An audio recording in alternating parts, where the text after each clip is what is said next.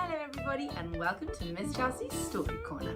I'm Miss Chelsea and can you guess what we're going to read today?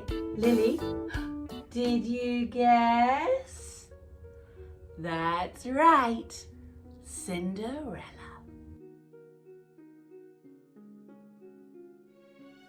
Once upon a time, there lived a beautiful girl named Ella.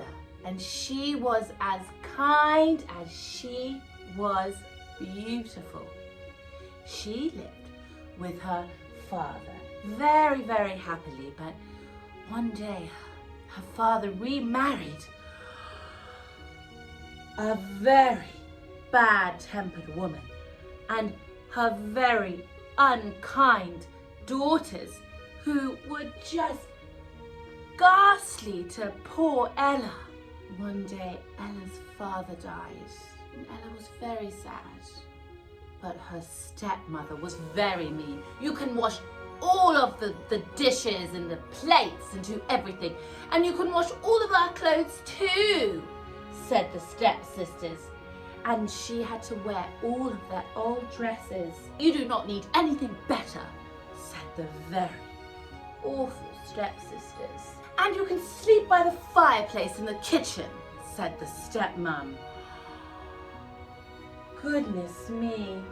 And because Ella was so often covered in soot, in cinders by the fireplace, they started to call her Cinderella. Cinderella, Cinderella, they would scream at her. But poor Cinderella, she just cleaned and cleaned and cleaned. One day, there was an announcement, and invitations got sent through the kingdom, Lily. Everyone got an invitation, and it was for the prince. He was looking for his wife. Oh, I know he will want to marry me, said the stepsister. No, no, me, said the other stepsister. Oh, goodness gracious. Cinderella stepped forward. Can I please maybe go to the ball? What? You? Said the stepsister. You?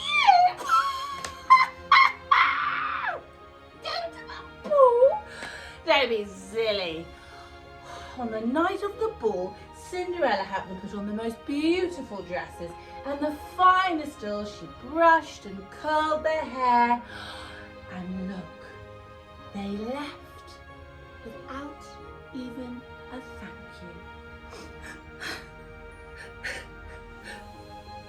Cinderella sobbed by the fireplace. Oh, I wish I could have gone to that ball and worn beautiful clothes. Suddenly, bibbity, bobbity, boom! It's a fairy godmother. Isn't she beautiful? Do not cry, Cinderella, she said.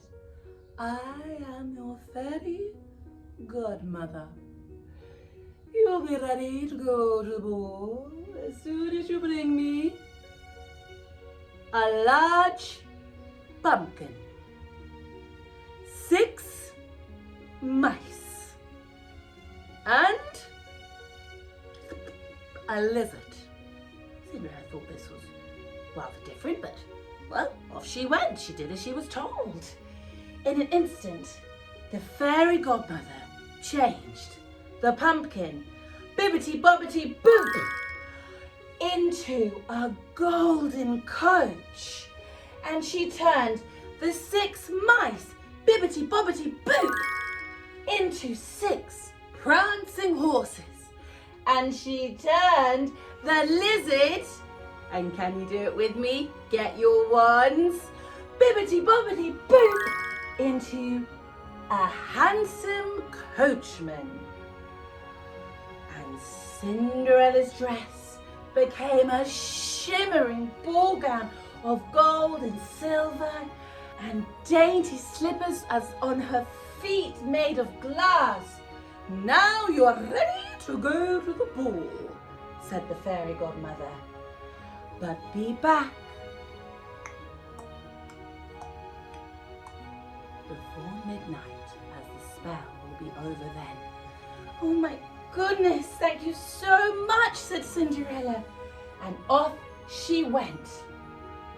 Cinderella walked into the palace, and the prince, as soon as he saw Cinderella, he went and danced with her, and Cinderella was so happy she forgot the time. She only remembered her fairy godmother's warning as the clock began to strike.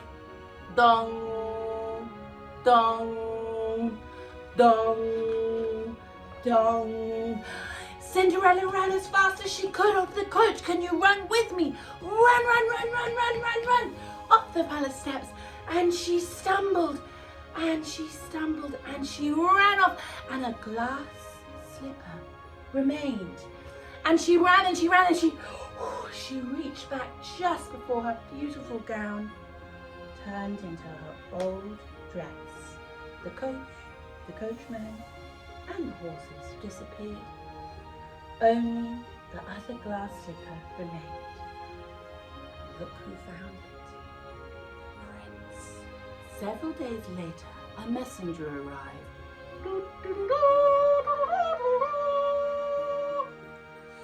"Hello, I am here to show you the glass slipper.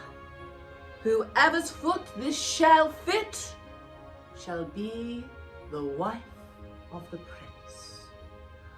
Immediately the stepsisters flung themselves forward. "Oh, it's mine! No, it's mine! No, it's mine!" And they tried to stuff their foot into the shoe. But of course it didn't fit, because we all know who that shoe belongs to. Cinderella stepped forward. "May I try, please?" "Love the stepsisters, it's not going to fit you. You never go out." And to their astonishment, the glass shoe fit. Imagine their amazement when Cinderella took out the other slipper from her pocket and put that on too. At that moment, that plain dress turned into the beautiful gown, and she had worn to the ball. The messenger bowed. "Please come to the palace." With great pleasure, she replied. The prince was overjoyed to see Cinderella, and just a few days later they married. The stepmother and stepsisters were frightened now that Cinderella was Princess Ella. They thought she might punish them. Instead, after they promised to never be unkind again, she forgave them. They all lived happily ever after. And Ella's stepmother and stepsisters even learned to do their own housework. The